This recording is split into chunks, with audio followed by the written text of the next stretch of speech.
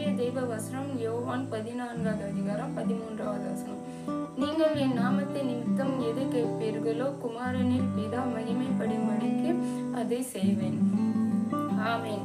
இந்த வசனத்துல நம்ம என்ன பார்க்கிறோம் என்றால், நம்ம தேவனுக்கு மகிமையான காரியங்கள் செய்ய வேண்டும்.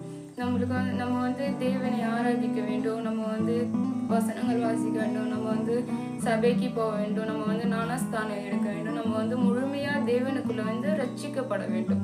இதெல்லாம் தேவனுக்கு மகிமையான காரியங்கள். இதெல்லாம் நம்ம தேவனை மகிமைப்படுத்துற காரியங்கள். ஆமென். நம்ம தேவனுக்கு தீங்கான காரியங்கள் செய்யக்கூடாது.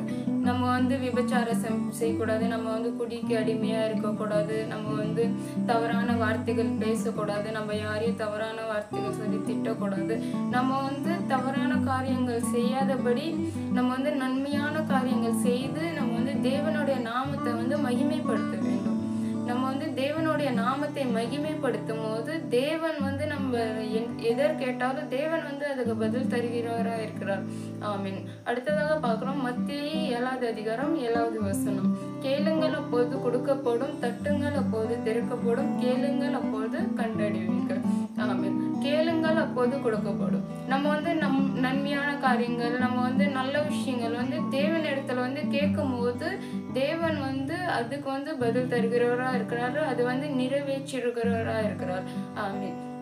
தட்டுங்கள் அப்போது திறக்கப்படும். நம்ம தேவன் இடத்துல தட்ட வேண்டும். நம்ம ஜெபிச்சு நம்ம கேட்கும் போது தேவன் அதை செய்கிறவரா இருக்கிறார்.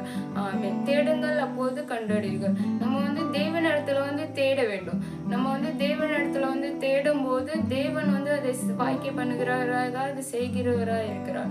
நீங்களும் இந்த வசனத்தை படிங்கள், தியானிகள். கர்த்தர் தாமே உங்களையும்